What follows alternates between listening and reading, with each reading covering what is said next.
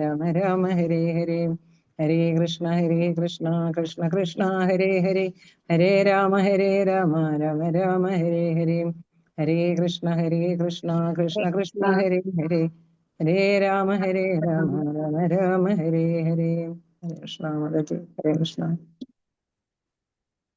ഓം അജ്ഞാനതിമിരാന്തസ്യ ജ്ഞാനാഞ്ജനശലാകയാ ചക്ഷുരുന്മീലിതം യേന തസ്മൈ ശ്രീഗുരവേ നമഃ. ശ്രീചൈതന്യമനോഭീഷ്ടം സ്ഥാപിതം യേന ഭൂതലേ സ്വയം രൂപ കഥാ മഹ്യം ദദാതി സപദാധികം.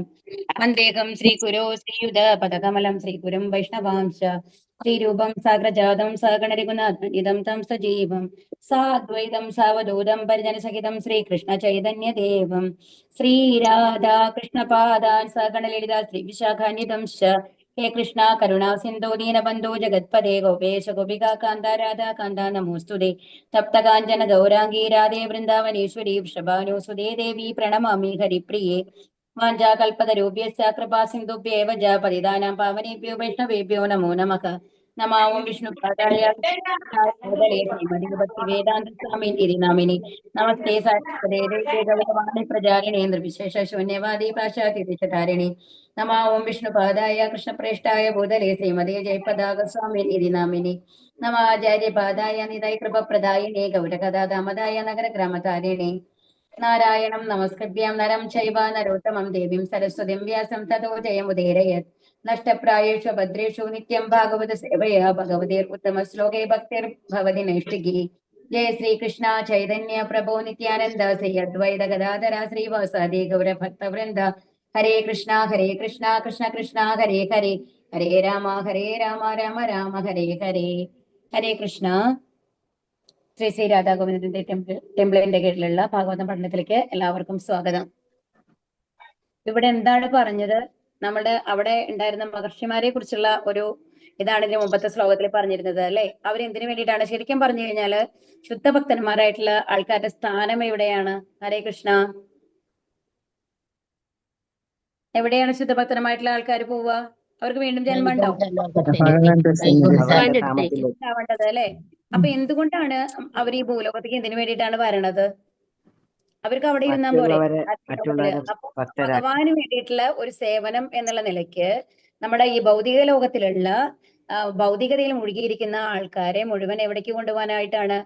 അവര് ഈ മനുഷ്യ ജീവിതത്തിന്റെ യഥാർത്ഥത്തിലുള്ള അർത്ഥം എന്താണ് എന്ന് മനസ്സിലാക്കിപ്പിച്ചിട്ട് അവരെ ഭഗവാന്റെ ധാമത്തിലേക്ക് തിരിച്ചു കൊണ്ടുപോവുക എന്നുള്ള ഒരു ദൗത്യം നിർവഹിക്കാൻ വേണ്ടിയിട്ടാണ് ഈ ശുദ്ധഭക്തന്മാരൊക്കെ ഈ ഭൂമിയിലേക്ക് വരുന്നത് എന്നാണ് പറയുന്നത്.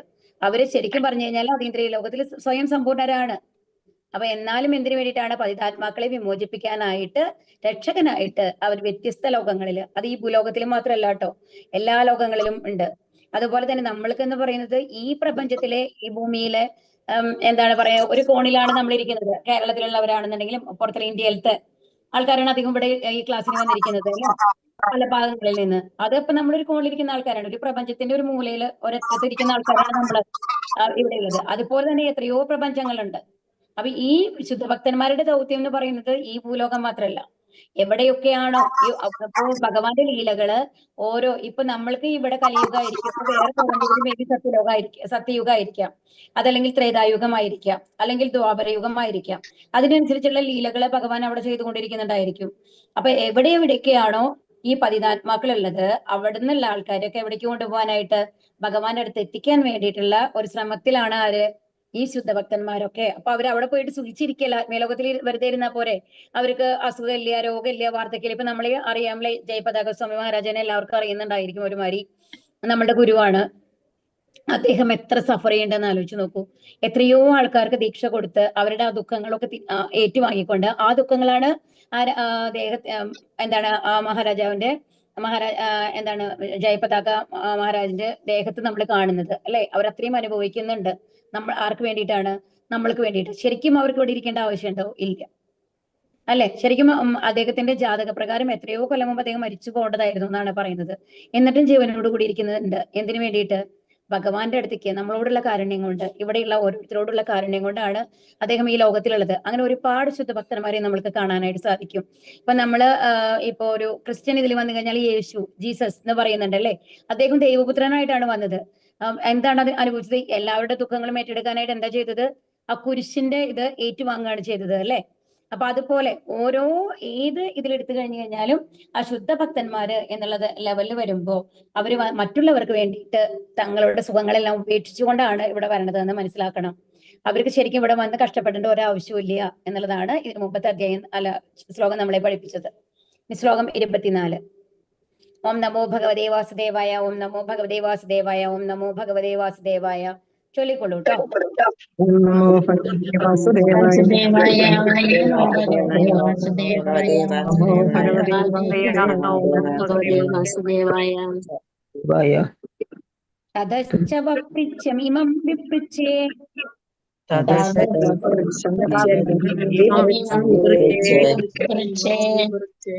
തിസ്രഭ്യ വിപ്രാ ഇതി കൃത്യതായാം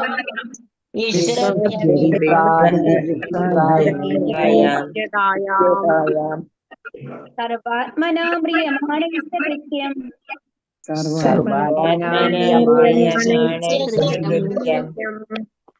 ശുദ്ധം ച തത്രാമൃതദാഭിയുക്താഃ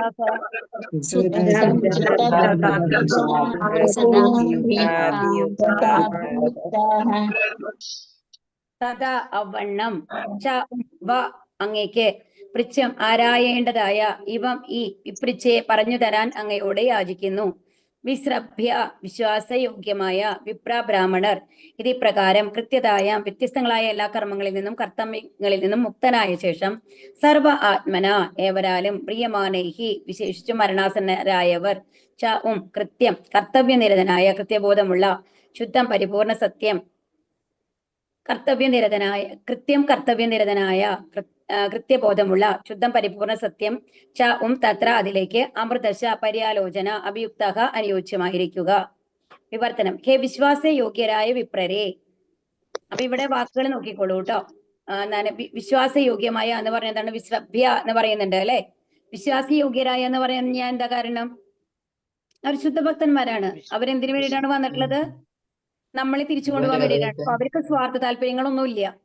അതുകൊണ്ട് തന്നെ വിശ്വാസയോഗ്യരാണ്. പക്ഷെ നമ്മുടെ അടുത്തുള്ള ഒരാൾ പറയാണ്, എനിക്ക് നമ്മളോട് ഒരാൾ 10 രൂപ എനിക്ക് തരൂ, ഞാൻ നിങ്ങൾക്ക് 20 രൂപയായിട്ട് തിരിച്ചു തരാം എന്ന് പറഞ്ഞു കഴിഞ്ഞാൽ നമ്മൾ 10 തവണ ആലോചിക്കും അല്ലെ, എന്ത് അടവാണോ കൊണ്ടുവന്നത് എന്നറിയില്ല എന്നുള്ളത്. കാരണം നമ്മളുടെ ഇവിടെയുള്ള ഓരോരുത്തരും ശുദ്ധഭക്തന്മാരല്ല. അതുകൊണ്ട് തന്നെ കാപട്യമുണ്ട്. നമ്മൾക്ക് 4 ദോഷങ്ങൾ പറയുന്നുണ്ട് അല്ലെ. നമ്മൾക്ക് എന്തൊക്കെയാണ്? നമ്മളുടെ പെർഫെക്റ്റ് അല്ല. പിന്നെ എന്താണ്? വഞ്ചന ചെയ്യാനുള്ള, ചതി ചെയ്യാനുള്ള ഒരു ഇതുണ്ടാവും അല്ലെ. അതിന് നുണ പറയാനുള്ള ഒരു ടെൻഡൻസി ഉണ്ടാവും. ഇതൊക്കെ നമ്മളുടെ ഗുണങ്ങൾ, എന്താണ് പറയാ, ഗുണങ്ങൾ എന്ന് പറഞ്ഞു കഴിഞ്ഞാല് സ്വഭാവങ്ങളായിട്ടാണ് പറയുന്നത്, നല്ല ഗുണങ്ങളല്ല. ഇതാണ്. അപ്പൊ ഇതൊക്കെ നമ്മൾക്ക് ഉള്ളതാണ്. അപ്പൊ അതുകൊണ്ട് തന്നെ നമ്മൾ ഈ ഭൗതിക ലോകത്തിലെ ഒരാളെയാണെങ്കിൽ നമുക്ക് വിശ്വസിക്കാൻ ഇത്തിരി ബുദ്ധിമുട്ടാണ്. പക്ഷെ ഇങ്ങനെ ശുദ്ധഭക്തരായി വന്ന ആൾക്കാർ എന്താണ്? അവർ വിശുദ്ധ സത്വത്തിലാണുള്ളത്, സത്വഗുണത്തിന് മേലെയാണുള്ളത്. അതുകൊണ്ട് തന്നെ ഒരു വിശ്വാസയോഗ്യരാണ്. എന്റെ ആസന്ന കർത്തവ്യം എന്തെന്ന് ഇപ്പോൾ ദയവായി ഉപദേശിച്ചാലും എന്നാണ് ഇവിടെ പറയുന്നത്. അപ്പൊ ആസന്ന കർത്തവ്യം എന്ന് പറയുന്നത് എന്താണ് ഇവിടെ പറയുന്നത്? ആസന്നം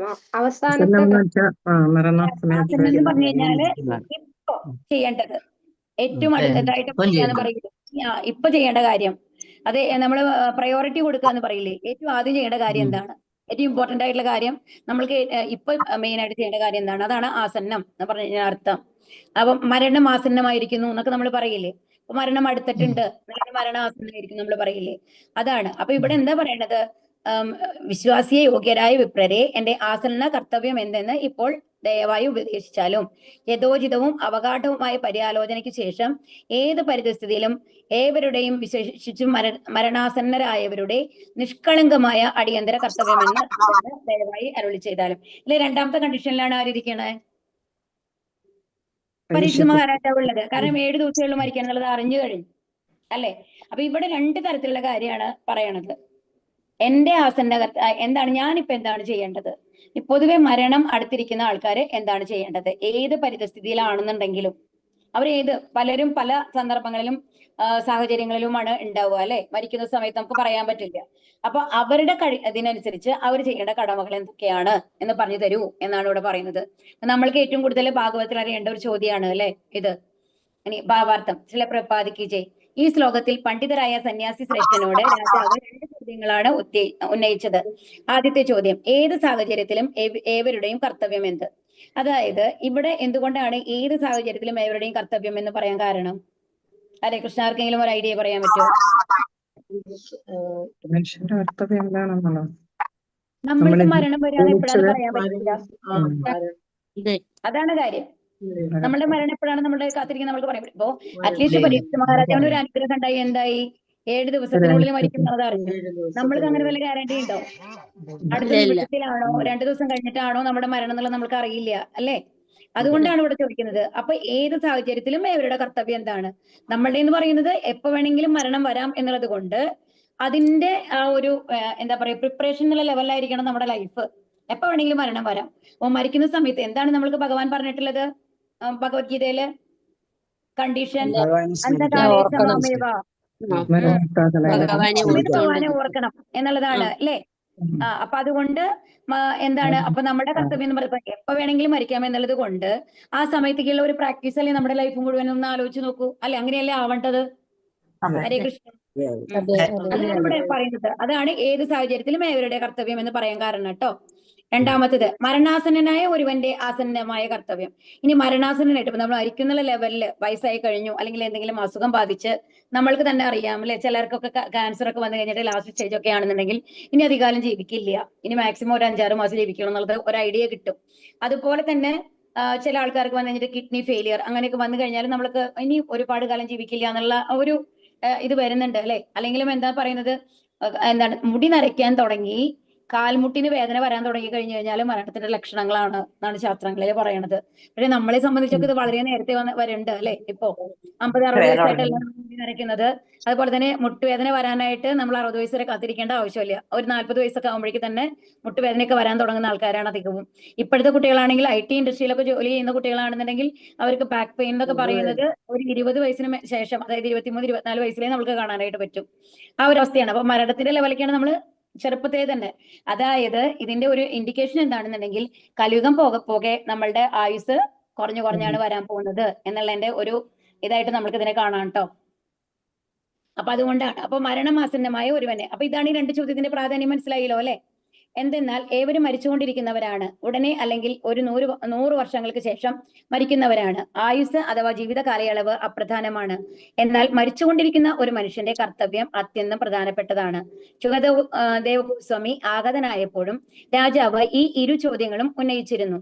ശ്രീമദ് ഭാഗവതം മുഴുവൻ, അതായത് ദ്വിതീയ സ്കന്ധത്തിന്റെ ആരംഭം മുതൽ 12 സ്കന്ധത്തിന്റെ അവസാനം വരെ ഈ 2 ചോദ്യങ്ങളെയും സംബന്ധിച്ചാണ് പ്രതിപാദിച്ചിട്ടുള്ളത്. ഈ 1-ാമത്തെ സ്കന്ധത്തിലെ അവസാനത്തെ അധ്യായത്തിന്റെ അവസാന ഭാഗത്താണ് നമ്മൾ ഇരിക്കുന്നത് ഏകദേശം. അപ്പോ ചോദിക്കുന്ന ചോദ്യങ്ങളാണ് ഈ 2. ഇനി ഏത് വരയ്ക്കാണ് 12-ാമത്തെ സ്കന്ധത്തിന്റെ അവസാനം വരെ ഈ 2 ചോദ്യങ്ങൾക്കുള്ള ഉത്തരങ്ങളാണ് നമ്മൾക്ക് ലഭിച്ചുകൊണ്ടിരിക്കുന്നത് എന്നാണ് പറയുന്നത്. അപ്പൊ ചോദ്യത്തിന്റെ ലെവലിലാണ് നമ്മൾ ഇപ്പൊ എത്തിയിട്ടുള്ളത്. ഇനി ഉത്തരങ്ങൾ നമ്മൾ എവിടെയാണ് കണ്ടു തുടങ്ങാൻ പോകുന്നത്? 2-ാമത്തെ സ്കന്ധത്തില്. അപ്പൊ ഇനി മുടങ്ങാണ്ട് നമ്മൾ ക്ലാസ്സുകൾ അറ്റൻഡ് ചെയ്യണം എന്നുള്ളതാണ്. ഉത്തരം നമുക്ക് ലഭിക്കാൻ പോകുന്നത് അടുത്ത സ്കന്ധത്തിൽ നിന്നാണ്. ഭഗവത്ഗീതയുടെ അവസാന ഘട്ടങ്ങളിൽ ഭഗവാൻ സ്വയം ഉദ്ഘോഷിച്ചിരിക്കുന്നത് പോലെ ഭൗതിക ജീവിതത്തിൽ ഏവരുടെയും ശാശ്വതമായ കർത്തവ്യവുമായി ബന്ധപ്പെടുത്തി അരുളി ചെയ്തിരിക്കുന്ന അവസാന വാക്ക് ശ്രീകൃഷ്ണ ഭഗവാന്റെ ഭക്തിയുത സേവനമാണ്. അപ്പൊ എന്താണ് ചെയ്യേണ്ടത്? ഏതിനാണെങ്കിലും 2-നാണെങ്കിലും ഉത്തരം എന്താണ്? ഭഗവാന്റെ ഭക്തിയുത സേവനമാണ്. അതെങ്ങനെ ചെയ്യണം എന്നുള്ളത് ഭക്തന്മാരുടെ കഥകളിൽ കൂടെ നമ്മൾക്ക് പറഞ്ഞു തരികയാണ് ചെയ്യുന്നത് 2-ാമത്തെ സ്കന്ധം മുതൽക്ക്. ഇതുമായി ബന്ധപ്പെട്ട സംവാദത്തിൽ അവസാന തീരുമാനത്തിൽ എത്തിയിരുന്നു. മുമ്പേ തന്നെ ഈ പരമാർത്ഥത്തെക്കുറിച്ച് പരീക്ഷ മഹാരാജാവിന് പൂർണ്ണ ബോധ്യമുണ്ടായിരുന്നു. എന്നാൽ വിവാദത്തിന് ഇട നൽകാതെ അദ്ദേഹത്തിന്റെ അവിതർക്കിതമായ കർത്തവ്യത്തിൽ മുന്നേറാനായി അവിടെ സമ്മേളിച്ചിരുന്ന ഋഷിശ്രേഷ്ഠന്മാർ ശ്രീകൃഷ്ണ ഭഗവാന്റെ ഭക്തിസേവനമാണ് എവരുടെയും ശാശ്വതമായ കർത്തവ്യമെന്ന അദ്ദേഹത്തിന്റെ ദൃഢവിശ്വാസത്തിന്മേൽ അവരുടെ തീരുമാനം ഐക്യകണ്ഠ്യേന അറിയിക്കണമെന്ന് പരീക്ഷ മഹാരാജാവ് ആഗ്രഹിച്ചു. പരീക്ഷ മഹാരാജാവ് എന്തിനാണ് എല്ലാം ഉപേക്ഷിച്ച് ധ്യാനം ചെയ്യാൻ തന്നെയാണ് വന്നത്, അല്ലെ? അദ്ദേഹത്തിന് അറിയാം ഇത് തന്നെയാണ് കർത്തവ്യം. എന്നാലും എന്താണ് അദ്ദേഹത്തിന്റെ തീരുമാനം ഉണ്ടായിരുന്നത്? എല്ലാവരുടെ സമ്മതത്തോടും കൂടി അത് ചെയ്യണമെന്ന് ആർക്കുണ്ടായിരുന്നു? മഹാരാജാവിന് ഉണ്ടായിരുന്നു. എല്ലാവരുടെയും അനുഗ്രഹങ്ങളോട് കൂടിയിട്ട്. ഒരു ശുദ്ധഭക്തൻ അനുഗ്രഹം ഉണ്ടെന്നുണ്ടെങ്കിൽ നമ്മുടെ മനസ്സിലെ ശങ്കകൾ, സംശയങ്ങൾ എന്തെങ്കിലും ഇത്തിരി ഉണ്ടെങ്കിലും കൂടി അത് മാറിപ്പോയിട്ടുണ്ടാവും. തന്നെയുമല്ല, പൂർണ്ണമായും ഭഗവാനിൽ മുഴുകാനായിട്ട് അവർ അനുഗ്രഹം സാധിപ്പിച്ചു കൊടുക്കും എന്നുള്ളതാണ്. എങ്കിൽ മാത്രമേ വാദപ്രതിവാദങ്ങൾക്ക് ഇട നൽകാതെ അവിതർക്കിതമായ കർത്തവ്യം നിർവിഘ്നം തുടരാൻ അദ്ദേഹത്തിന് കഴിയുകയുള്ളൂ. അപ്പൊ ഒരു കൂട്ടർ പറയാണ് അയ്യോ ഒരു കാര്യം പറയുന്നു, വേറെ കൂട്ടർ വേറെ കാര്യമാണ് പറയണെന്നുണ്ടെങ്കിലോ രണ്ടുപേരും തമ്മിൽ കൺഫ്യൂഷനും, എല്ലാം രാജാവേ അത് ചെയ്യണ്ട, വേറൊരാൾ പറയാണ് അല്ല രാജാവേ ഇത് ചെയ്യണ്ട എന്ന് പറഞ്ഞ ബുദ്ധിമുട്ടായി അല്ലെ. പക്ഷെ ഇത് ഐകകണ്ഠേനയാണ്, എല്ലാവരും കൂടി ഒരുമിച്ച് പറയുന്ന തീരുമാനം എന്താണോ അത് അനുസരിക്കുകയാണെന്നുണ്ടെങ്കിൽ എല്ലാവരും അതിനോടുകൂടി യോജിച്ചു പോകും അല്ലെ. അവിടെ വഴക്കലുണ്ടാവില്ല. അല്ലാന്നുണ്ടെങ്കിൽ എന്താവും, നമ്മുടെ തട്ടിക്കൂട്ട് മന്ത്രിസഭ പോലെയായിരിക്കും. ഒരാളുടെ അഭിപ്രായം മാറിക്കഴിഞ്ഞാൽ എന്തായി, ഉടനെ അത് താഴെ വീഴുന്ന ലെവലിലേക്ക് പോകും അല്ലെ. ശുദ്ധ അഥവാ തികച്ചും ഉചിതം എന്ന പദം അദ്ദേഹം സവിശേഷമായി സൂചിപ്പിച്ചു. അതീന്ദ്രിയ സാക്ഷാത്കാരം അഥവാ ആത്മസാക്ഷാത്കാരത്തിന് നിരവധി മാർഗങ്ങൾ വിവിധ ദാർശനിക വിഭാഗക്കാർ നിർദ്ദേശിച്ചിരിക്കുന്നു. അവയിൽ ചിലത് ഒന്നാം തരം മാർഗങ്ങളും മറ്റുള്ളവ രണ്ടാം തരവും മൂന്നാം തരവും ആകുന്നു. ഇതേ നമ്മൾക്ക് അറിയാം എന്തെന്ന്, പല മാർഗങ്ങളുണ്ട്. ധ്യാന യോഗ ഉണ്ട്, യജ്ഞങ്ങൾ ചെയ്യലുണ്ട്, പല യുഗങ്ങളിൽ പല കാര്യങ്ങളാണ് ചെയ്തിരുന്നത് അല്ലെ. അപ്പൊ ഇതിൽ ഏറ്റവും ഉത്തമമായിട്ടുള്ള മാർഗം എന്താണ് എന്നുള്ളതാണ് അറിയേണ്ടത്. ആത്മസാക്ഷാത്കാരത്തിനുള്ള മറ്റെല്ലാ മാർഗങ്ങളെയും പ്രക്രിയകളെയും അപേക്ഷിച്ച് ഭഗവാന്റെ പാതാരവിന്ദങ്ങളെ പൂർണ്ണമായും അഭയം പ്രാപിക്കുകയും അപ്രകാരം എല്ലാവിധ പാപങ്ങളിൽ നിന്നും അവയുടെ പ്രത്യാഘാതങ്ങളിൽ നിന്നും രക്ഷപ്പെടുകയുമാണ് ശ്രേഷ്ഠമായ ഒന്നാന്തരം പ്രക്രിയ ആജ്ഞാതിബദ്ധമായി ആവശ്യപ്പെടുന്നത്. അപ്പൊ ഏറ്റവും ഉത്തമമായ പ്രക്രിയ എന്താണെന്നാണ് പറയുന്നത് ഇവിടെ? ഭഗവാന്റെ പാതാരവിന്ദങ്ങളെ ആശ്രയിച്ചുകൊണ്ട് പാപങ്ങളിൽ നിന്ന് അവരുടെ എന്നുള്ളതാണ്. അപ്പൊ പിന്നെ ഭഗവാന്റെ അനുഗ്രഹം കൊണ്ട്, അല്ലെങ്കിൽ ഭഗവാന്റെ കാരുണ്യമില്ലാണ്ട് പാപങ്ങൾ നമ്മളിൽ നിന്ന് എടുക്കാൻ പറ്റില്ല അല്ലെ. അതാണ് പറയുന്നത്. ശ്ലോകം 25. ഓം നമോ ഭഗവതേ വാസുദേവായ, ഓം നമോ ഭഗവതേ വാസുദേവായ, ഓം നമോ ഭഗവതേ വാസുദേവായ ചൊല്ലിക്കോളൂ കേട്ടോ.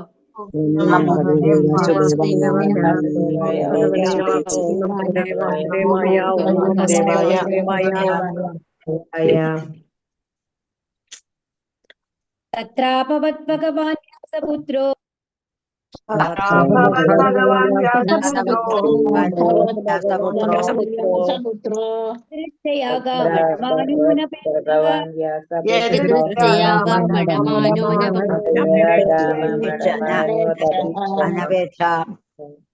അലക്ഷ്യലിംഗോ നിചലാപതുഷ്ടോ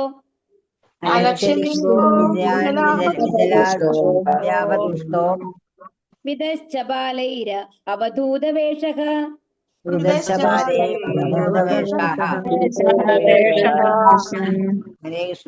കൃഷ്ണ.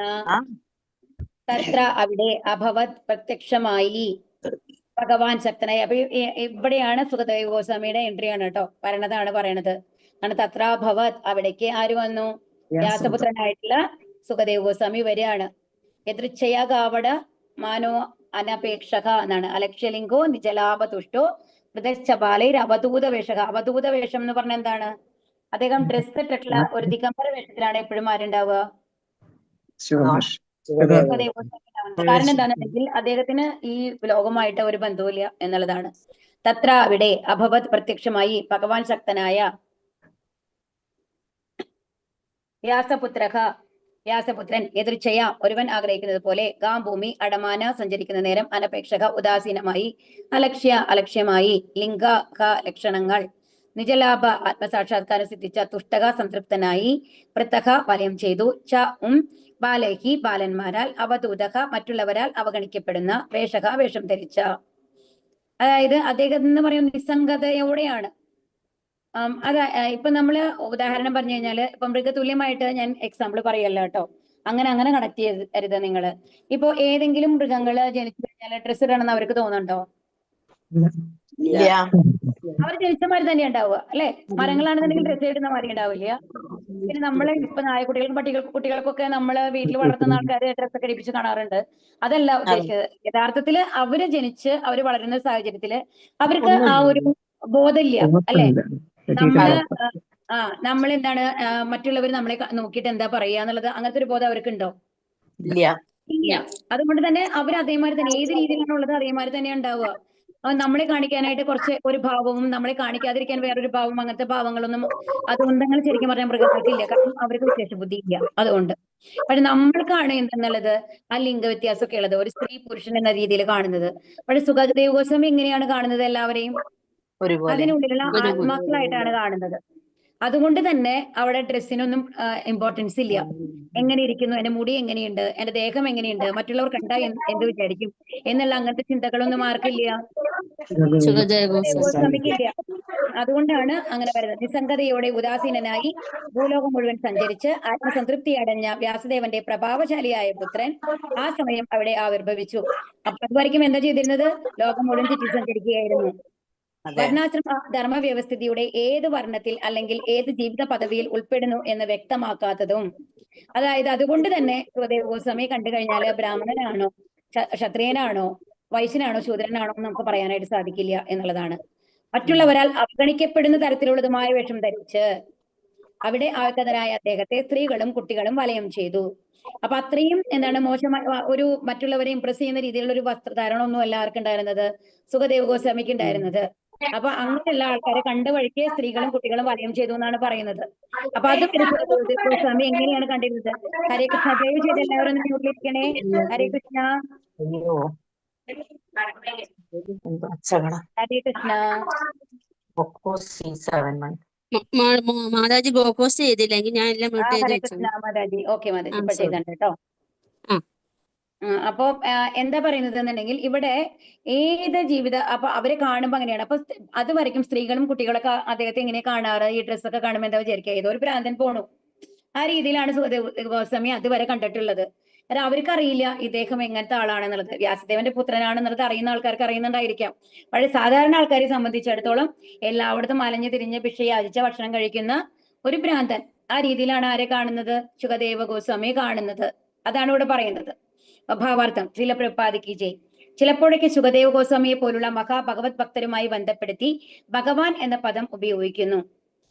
ഭക്തിയുത സേവനത്തെ സംബന്ധിക്കുന്ന മഹാനേട്ടങ്ങളാൽ ആത്മസംതൃപ്തരാകയാൽ അത്തരം മുക്താത്മാക്കൾക്ക് ഭൗതിക ലോകത്തെ ലൗകിക കാര്യങ്ങളിൽ ഒട്ടും താല്പര്യമില്ല. അതാണ്, അവർക്ക് സ്ത്രീ പുരുഷ ഭേദമില്ല, എല്ലാവരെയും. ഇപ്പൊ നമ്മൾ നായികളെ കാണുമ്പോ അത് ആൺനായിയാണോ പെൺനായിയാണോ നമ്മൾ തിരിച്ചന്വേഷിക്കാറുണ്ടോ? എപ്പോഴെങ്കിലും നമുക്ക് അങ്ങനെ തോന്നൽ വരാറുണ്ട്. നമ്മൾ കാണുമ്പോൾ നമ്മൾക്കൊരു അവയർനെസ് ഉണ്ടാവും എന്നല്ലാണ്ട് അത് പെൺപട്ടിയാണെങ്കിലും ആൺപട്ടിയാണെങ്കിലും നമ്മൾക്ക് എന്തെങ്കിലും വ്യത്യാസം ഉണ്ടോ? ഹരേ കൃഷ്ണ. ഇല്ല. പൂച്ചയാണെങ്കിലും ഇല്ല, അല്ലെ? നമ്മൾക്ക് ആ വ്യത്യാസമൊന്നും ഇല്ല. അത് കാടൻപൂച്ചയായാലും ശരി, മറ്റേ പെൺപൂച്ചയാണെന്നുണ്ടെങ്കിലും ശരി, നമ്മൾക്കൊരു വ്യത്യാസമല്ല. അവർ നമ്മളെ കാണുമ്പോൾ എങ്ങനെയാണ്? കാണുമ്പോൾ പൂച്ച എന്നുള്ള രീതിയിലാണ് എന്നെ കാണുന്നത്. അതുപോലെ പക്ഷികളെ കണ്ടു കഴിഞ്ഞാലും പക്ഷികൾ എന്ന കാക്കയെ കണ്ടു കഴിഞ്ഞാൽ ആൺകാക്ക പെൺകാക്ക എന്നുള്ള വ്യത്യാസം നമുക്ക് തിരിച്ചറിയാനും ബുദ്ധിമുട്ടാണ്, അല്ലേ? അപ്പം അങ്ങനെ നമ്മൾ തിരിച്ചറിയാനായിട്ട് സാധിക്കില്ല. അങ്ങനെയാണ് കാണുന്നത്. അതുപോലെയാണ് ആര്? സുഖദേവ ഗോസ്വാമി മനുഷ്യവർഗത്തെ മുഴുവൻ കണ്ടിരുന്നത്. മനസ്സിലാവുണ്ടോ? അപ്പൊ വ്യത്യാസം മനസ്സിലായോ? നമ്മളും അവരും അദ്ദേഹവും തമ്മിലുള്ള വ്യത്യാസം. അപ്പൊ ഭക്തിയുത സേവനം, അപ്പൊ എന്താണെന്നുണ്ടെങ്കിൽ അവർക്ക് ഈ ഭൗതിക ലോകത്തിലെ ലൗകിക കാര്യങ്ങൾ ഒട്ടും താല്പര്യമില്ല. അതുകൊണ്ട് ഈ മൃഗങ്ങൾ തുല്യമായിട്ട് തന്നെയാണ് മനുഷ്യരെയായാലും മൃഗങ്ങളെ ആയാലും മരങ്ങളെ ആയാലും ഒരുപോലെയാണ് അവരുടെ ദൃഷ്ടിയിൽ അവർ കാണുന്നത്. സുഖദേവ ഗോസ്വാമി ഒരിക്കലും ഔപചാരികമായി ആത്മീയ ഗുരുവിനെ സ്വീകരിക്കുകയോ അനുഷ്ഠാനപരമായ ഏതെങ്കിലും സമുദ്ധാരണ കർമ്മങ്ങൾക്ക് ഉപനയന കർമ്മങ്ങൾക്കോ വിധേയനായിട്ടില്ല. സാധാരണഗതിയിൽ ഒരു ബ്രാഹ്മണരാകുമ്പോൾ, ബ്രാഹ്മണർക്ക്, ശൂദ്രർക്ക് പൊതുവേ ഇല്ല, ബാക്കി എല്ലാത്തിലും. എന്നാലും നമ്മളൊരു നാമകരണം അങ്ങനെയൊക്കെ നമ്മൾ ചെയ്യാറുണ്ടല്ലേ കുട്ടികൾക്ക് വേണ്ടിയിട്ട്. മറ്റുള്ളവർക്കൊക്കെ മറ്റേത് ഇതിലാണെങ്കിലും ക്ഷത്രിയരാണെങ്കിലും വൈശ്യരാണെങ്കിലും അവർക്കൊരു പൂണൂലിന്റെ ഒരു കൺസെപ്റ്റ് ഉണ്ട്, ഒരു സെക്കൻഡ് ബർത്ത് എന്നുള്ള മാതിരി.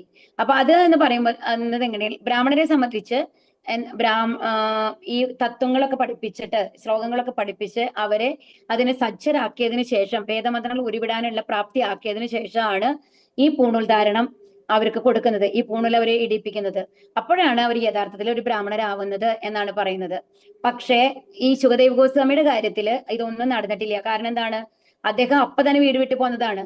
അത് കഴിഞ്ഞ ആ 2 ശ്ലോകങ്ങള് അദ്ദേഹത്തിന്റെ ശിഷ്യന്മാരെ പറഞ്ഞേക്കാണ് വ്യാസദേവരെ, അല്ലെ? എന്നിട്ട് ബർഹാപീഠവും പിന്നെ ഏതാണ് അഹോബഗീയം. ഈ 2 ശ്ലോകങ്ങള് കേട്ട് കഴിഞ്ഞിട്ടാണ് ഭഗവാനോട് ഇൻട്രസ്റ്റ്, ആരാണ് അദ്ദേഹം എന്ന് എനിക്ക് അറിയണം എന്ന് പറയുമ്പോൾ, അങ്ങയുടെ അച്ഛൻ തന്നെയാണ് ഭാഗവതം രചിച്ചിട്ടുള്ളത്, അദ്ദേഹം പറഞ്ഞു തരും എന്ന് പറഞ്ഞിട്ട് തിരിച്ച് ഈ ശിഷ്യന്മാരെ വ്യാസദേവന്റെ അടുത്തേക്ക് എത്തിക്കുകയാണ് ചെയ്യുന്നത്. എന്നിട്ടാണ് വീണ്ടും ഭാഗവതം ഒരു പ്രോപ്പർ ആയിട്ട് പറഞ്ഞു കൊടുക്കുന്നത്. ആര്? വ്യാസദേവര്. ഓക്കെ. പക്ഷേ അദ്ദേഹത്തിന് വേറെ ഈ എന്താ പറയാ, ഈ പൂണൂൽ കർമ്മങ്ങളോ അങ്ങനത്തെ സമുദ്ധാരണ കർമ്മങ്ങളോ പൂജകളോ ഒന്നും അദ്ദേഹത്തിന് വേണ്ടിയിട്ട് ഒന്നും ചെയ്തിട്ടില്ല. എന്താ കാരണം? ശ്രീമദ് ഭാഗവതം പൂർണ്ണമായിട്ടും അഭ്യസിച്ചുകൊണ്ട് ശുദ്ധഭക്തനായ ഒരാൾക്ക് വന്നു കഴിഞ്ഞിട്ട് അതിന്റെ ആവശ്യമില്ല എന്നുള്ളതാണ്. അപ്പൊ അതുകൊണ്ട് തന്നെ വ്യാസദേവന്റെ അനുഗ്രഹം കൊണ്ട് അദ്ദേഹം ഓൾറെഡി എന്തായിരുന്നു? ശുദ്ധഭക്തനായിട്ട് മാറിക്കഴിഞ്ഞിട്ടുണ്ടായിരുന്നു. ആ ബ്രാഹ്മണ വൈഷ്ണവ ക്വാളിറ്റിയിലേക്ക് അദ്ദേഹം എത്തിക്കഴിഞ്ഞിട്ടുണ്ടായിരുന്നു. ഒരാൾ വൈഷ്ണവനാവാൻ വേണ്ടിയിട്ടാണ് ഈ കർമ്മങ്ങളിലൊക്കെ അനുഷ്ഠിക്കുന്നത്. പക്ഷെ അദ്ദേഹം ഓൾറെഡി വൈഷ്ണവനാണ്. അതുകൊണ്ട് അദ്ദേഹത്തിന്റെ അതിന്റെ ആവശ്യം ഉണ്ടായിരുന്നില്ല എന്നാണ് പറയുന്നത്. ആകയാൽ അദ്ദേഹത്തിന്റെ പ്രകൃതിയായുള്ള ആത്മീയ ഗുരു പിതാവായ വ്യാസദേവനാകുന്നു. ഇതിനു ശേഷം അദ്ദേഹം പൂർണ്ണമായും ആത്മസംതൃപ്തനായി തീർന്നു. കണ്ടോ, ആ ശുദ്ധഭക്തന്മാരുടെ പ്രത്യേകത എന്താണ്? അവർക്ക് സങ്കടങ്ങൾ, ദ്വന്ദ്ങ്ങളില്ല, അല്ലെ? സമദുഃഖ സുഖക്ഷമി എന്നാണ് പറയുന്നത്, അല്ലെ? നിർമ്മമോ നിരഹങ്കാരക. അവർക്ക് ഏതിനോടും ആസക്തിയില്ല, എന്നാൽ ഏതിനോടും വെറുപ്പില്ല. അതാണ്. അപ്പൊ ആസക്തി ഉണ്ടാവാതിരിക്കുക എന്ന് മാത്രം ഉള്ളത് പറയുന്നത് മാത്രം ഒരു ശുദ്ധഭക്തരുടെ ഗുണങ്ങളല്ല. അവർക്ക് വെറുപ്പില്ല. അപ്പൊ ഏതെങ്കിലും തരത്തിൽ വന്നു കഴിഞ്ഞിട്ട് നമ്മൾക്ക് വെറുപ്പ് തോന്നുന്ന പല കാര്യങ്ങളും അവർക്ക് ചെയ്യാൻ മടിയുണ്ടാവില്ല എന്നർത്ഥം. അതുകൊണ്ടാണ് അവർക്ക് വേഷധാരണത്തിൽ ഒരു ഇതുമില്ല. നമ്മളാണെങ്കിൽ അങ്ങനെ നടക്കുമോ? ഇല്ല, അല്ലെ? അപ്പൊ അതാണ് പറയുന്നത്.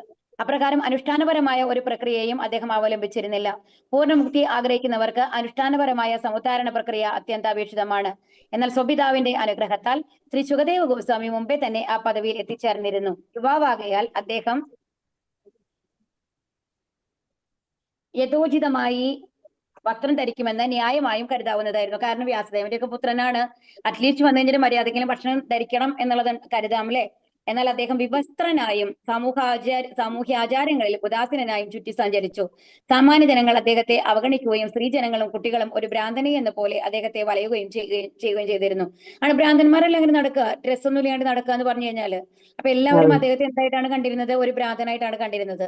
അപ്രകാരം സ്വയേച്ഛയാൽ ഭൂമിയിൽ ഉടനീളം സഞ്ചരിക്കവേ അദ്ദേഹം അവിടെ പരീക്ഷിത് മഹാരാജാവിന്റെ സന്നിധിയിൽ എത്തിച്ചേർന്നു. മരണാസന്നനായ ഒരുവന്റെ അടിയന്തര കർത്തവ്യം എന്തെന്ന പരീക്ഷിത് മഹാരാജാവിന്റെ ചോദ്യത്തിന് ഏകകണ്ഠമായ ഒരു തീരുമാനത്തിൽ എത്തിച്ചേരാൻ അവിടെ സന്നിഹിതരായിരുന്ന ഋഷിശ്രേഷ്ഠർക്ക് കഴിഞ്ഞില്ല. അതാണ് ആർക്ക്? പരീക്ഷിത് മഹാരാജാവിന് വേണ്ടത് ഏകകണ്ഠമായിട്ടുള്ള ഒരു തീരുമാനമായിരുന്നു.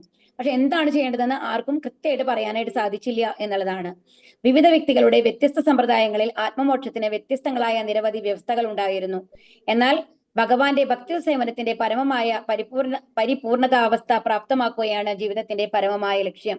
ഡോക്ടർമാർ വ്യത്യസ്തരെന്ന പോലെ മഹർഷിമാരും കീഴ്വഴക്കങ്ങളിൽ വ്യത്യസ്തരാണ്. അഭിപ്രായ ഭിന്നതകൾ തുടരവെ വ്യാസദേവന്റെ ശ്രേഷ്ഠനും പ്രഭാവശാലിയുമായ പുത്രൻ അവിടെ ആവിർഭവിച്ചു. അപ്പൊ ഇവർക്ക് അത്രയും മഹർഷിമാർ അവിടെ വന്നിട്ടുണ്ട്, അല്ലെ? അപ്പൊ അവരൊക്കെ ചർച്ച ചെയ്തുകൊണ്ടിരിക്കുകയാണ് എന്താണ് ശരിക്കും ചെയ്യേണ്ടത്. ആസന്നമായിട്ടുള്ളത് ശരിക്കും ധ്യാനമാണോ ചെയ്യേണ്ടത്? ധ്യാനം ചെയ്യാനാണ് വന്നത്, അല്ലെ, പരീക്ഷിത് മഹാരാജാവ്. അപ്പൊ ശരിക്കും ധ്യാനമാണോ ചെയ്യേണ്ടത്, അല്ലെങ്കിൽ വേറെ എന്തെങ്കിലും കാര്യങ്ങളാണോ ചെയ്യേണ്ടതെന്ന് വ്യക്തമായിട്ട് പറഞ്ഞു കൊടുക്കാനായിട്ട് ഒരു പൂർണ്ണമായിട്ടുള്ള ഒരേ ഒരു തീരുമാനത്തിലേക്ക് എത്താനായിട്ട് അവർക്ക് സാധിച്ചില്ല. പലർക്കും പലതാണ് തോന്നുന്നത്. ആ ഒരു സന്ദർഭത്തിലാണ് ആര് വരുന്നത്? സുഖദേവ് ഗോസ്വാമി അവിടെ എത്തുന്നത്. ശ്ലോകം 26. ഓം നമോ ഭഗവതേ വാസുദേവായ, ഓം നമോ ഭഗവതേ വാസുദേവായ, ഓം നമോ ഭഗവതേ വാസുദേവായ. ചൊല്ലിക്കോടും. ഭഗവതേ വാസുദേവായ, ഓം നമോ ഭഗവതേ വാസുദേവായ, ഓം ഭഗവതേ വാസുദേവായ. ഹരേ കൃഷ്ണ. തം ദൃഷ്ടവർഷം സുകുമാരപാദ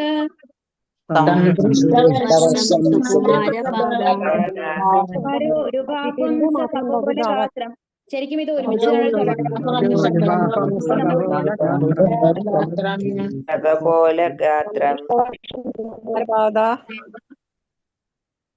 ചാർവായതോക്ഷന്ന സതുല്യകർണ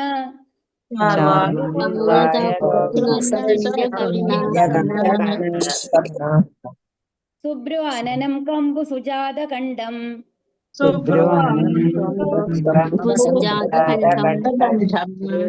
ഹരേ കൃഷ്ണാർത്ഥം. അദ്ദേഹത്തെ 16 വർഷങ്ങൾ.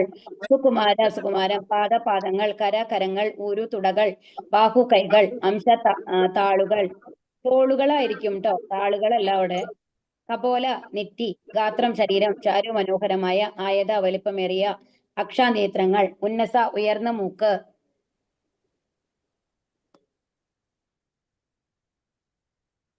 തുല്യമായ കർണങ്ങൾ, സുബ്രു നേർത്ത സുഭഗമായ പുരുകങ്ങൾ, ആനനമുഖം, കമ്പു ശംഖ്, സുജാത കൃത്യമായി വിരചിച്ച കണ്ഠം. വിവർത്തനം. ശൈലപ്രപാദിക്ക് ജയ്. വ്യാസദേവന്റെ ഈ പുത്രന് 16 വയസ്സായിരുന്നു പ്രായം. മനസ്സിലാക്കണം കേട്ടോ. 16 വയസ്സേ ഉള്ളൂ ആ കുട്ടിക്ക്. 16ാമത്തെ വയസ്സിലാണല്ലോ പുറത്തേക്ക് വന്നിട്ടുള്ളത്. അദ്ദേഹത്തിന്റെ പാദങ്ങൾ, കൈകൾ, തുടകൾ, തോളുകൾ, നെറ്റി, മറ്റു ശരീരഭാഗങ്ങൾ എന്നിവയെല്ലാം വളരെ ആകർഷകമായി രൂപപ്പെട്ടിരുന്നു. നയനങ്ങൾ മനോഹരമാം വിധം വലിപ്പമേറിയതും നാസികയും കർണങ്ങളും ഉയർന്നതുമായിരുന്നു. അദ്ദേഹത്തിന്റെ വദനം അത്യന്തം വശ്യവും കണ്ഠം ആകാരഭംഗിയുള്ളതും ശംഖ് പോലെ മനോഹരവുമായിരുന്നു. നമ്മൾ നോക്കിക്കഴിഞ്ഞു കഴിഞ്ഞാല് ശരിക്കും ശുദ്ധഭക്തരായിട്ട് വരുന്ന ആൾക്കാരൊക്കെ അതീവ സുന്ദരന്മാരായിരിക്കും. നമ്മൾക്ക് അറിയുന്ന ആൾക്കാരെ എടുത്തു നോക്കിക്കോളൂ.